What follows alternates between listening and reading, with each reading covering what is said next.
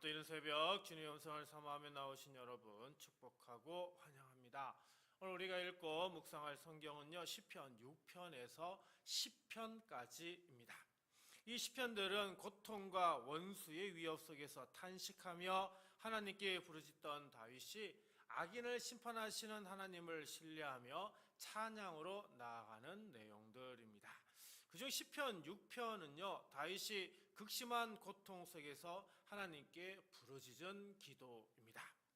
이 시편은 성경에서 참회의 시편이라고 불리는 7편지 중에 가장 첫 번째 시편입니다. 다윗이 이 시편을 쓸 당시 정확히 어떤 상황이었는지 성경에 직접 기록되어 있지는 않습니다. 그러나 본문을 읽어보면 그 상황이 얼마나 심각했는지 느껴집니다. 그런 극강의 상황에서도 다윗은 포기하지 않았습니다. 하나님을 원망하지도 않았습니다. 오히려 그 고통을 그대로 들고 하나님 앞에 나왔습니다. 자, 그렇다면 다윗은 하나님 앞에 어떻게 기도했을까요? 다윗은 먼저 하나님의 긍휼을 구했습니다. 1절 봅니다. 여호와여, 주의 분노로 나를 책망하지 마시오며 주의 진노로 나를 징계하지 마옵소서. 이 기도는요, 하나님의 책망이 부당하다는 그런 어떤 항변이 아닙니다. 오히려 그 반대이죠. 다윗은 자신이 하나님의 분노 앞에 설 수 없는 연약한 존재임을 누구보다 잘 알고 있었습니다. 그래서 심판 대신에 뭘 구하여? 긍휼을 구하고 있는 겁니다. 2절 말씀 봅니다. 여호와여, 내가 수척하였사오니 내게 은혜를 베푸소서. 여호와여, 나의 뼈가 떨리오니 나를 고치소서. 지금 다윗의 상황은 어떠합니까? 수척하고요, 뼈가 떨리는 상황입니다. 몸이 무너지고 있습니다. 힘이 다 빠진 상황입니다. 바로 이때 다윗은 하나님께 은혜를 베풀어 달라고, 자기 자신을 고쳐달라고 지금 기도하고 있습니다. 여기서 은혜라고 하는 단어는 하난이라고 하는 단어인데 단순히 불쌍히 여기는 감정이 아닙니다. 능력 있는 자가 아무런 조건 없이 자격 없는 자에게 자발적으로 베푸는 행동을 뜻하지요. 다윗은 나는 이 정도는 받을 수 있는 자격이 있습니다, 이렇게 말하는 게 아닙니다. 오히려 주님, 오직 주님의 은혜가 없으면 저는 설 수 없습니다 라고 고백하고 있는 거죠. 이것이 긍휼을 구하는 기도의 출발점입니다. 사랑하는 성도 여러분, 고통 중에 드리는 기도는 변명에서 시작되지 않습니다. 긍휼을 구하는 마음에서 시작됩니다. 하나님은 강한 자의 기도보다 긍휼을 구하는 연약한 자의 기도에 더 가까이 귀를 기울이십니다. 그러므로 이 새벽에 우리 모두 이렇게 기도해야 합니다. 주님, 오늘 새벽 연약하고 지친 몸과 마음을 이끌고 주님 앞에 나왔나이다. 다윗처럼 내 모든 연약함을 있는 그대로 주님 앞에 솔직히 내어놓사오니 주의 크신 긍휼과 은혜로 이 떨리고 연약한 자를 꼭 붙들어 주소서. 오늘 하루 주님의 긍휼 안에서 걸어가시는 복된 하루가 되시길 간절히 기도드립니다. 두 번째로 다윗은 하나님의 구원을 바랐습니다. 3절입니다. 나의 영혼도 매우 떨리나이다. 여호와여, 어느 때까지니까. 다윗의 고통은 몸에서 그치지 않았습니다. 영혼까지 흔들렸습니다. 뼈가 떨리는 것은 육체의 고통이지만 영혼이 떨린다는 것은 존재 자체가 무너지고 있다는 그런 뜻이죠. 지금 다윗은 삶의 가장 밑바닥에 있다는 것입니다. 근데 다윗이 거기서 무엇이라고 얘기하고 있습니까? 여호와여, 어느 때까지니까. 여러분, 이것은 포기의 말이 아닙니다. 절망의 탄식처럼 들리지만 사실 이 말은 믿음의 언어인 것이죠. 왜요? 포기한 사람은 하나님께 묻지 않기 때문입니다. 4절입니다. 여호와여, 돌아와 나의 영혼을 건지시며 주의 사랑으로 나를 구원하소서. 여기 건지다라고 하는 단어 나오죠. 좁고 막힌 곳에서 끌어내어 넓고 안전한 곳에 세워준다는 그런 의미가 담겨 있습니다. 숨이 막히는 고통의 자리에서 건져 숨을 쉴 수 있는 곳으로 이끌어 주시는 걸 말하죠.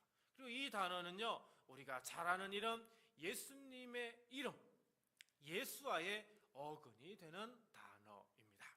하나님은 우리를 구원하시기 위해 결국 그 아들 예수 그리스도를 이 땅에 보내주셨죠. 사랑하는 성도 여러분, 고통이 찾아올 때, 고통이 깊어지면 몸만 아픈 게 아닙니다.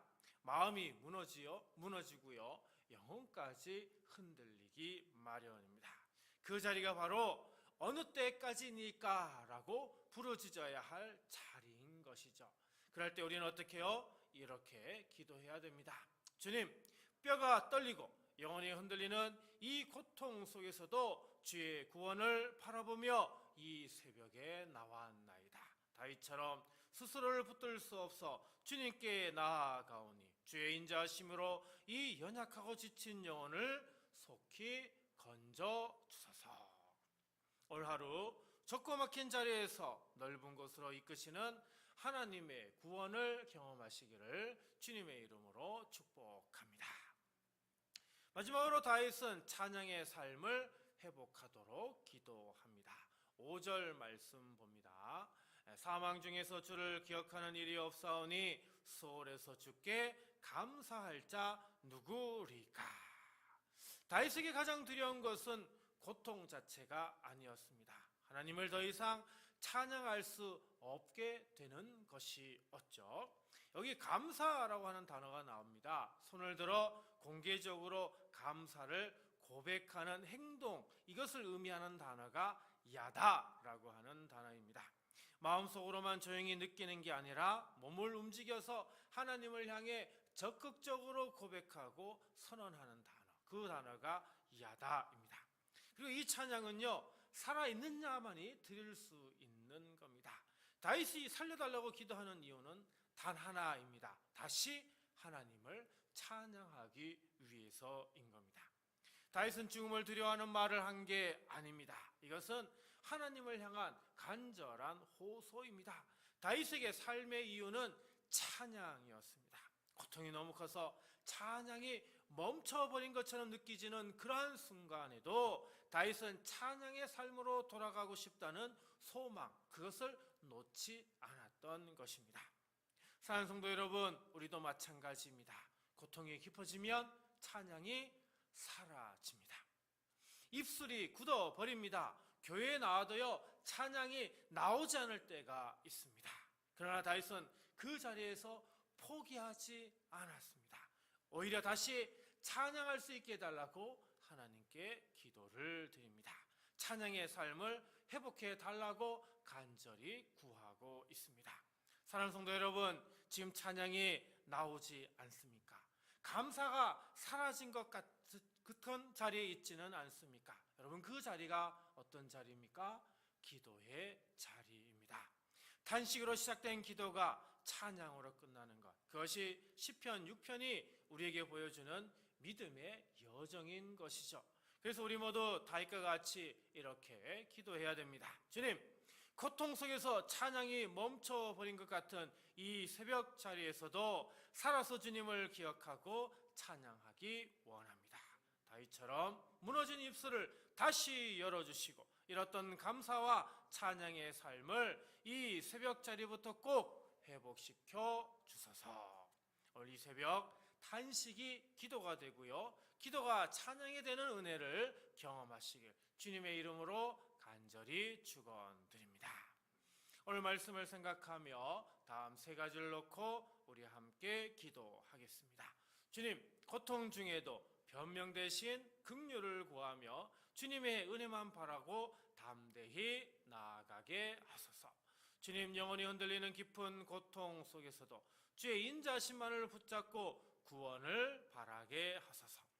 주님, 고통으로 멈춰버린 찬양을 다시 열어주시고 감사와 찬양의 삶을 회복시켜 주소서.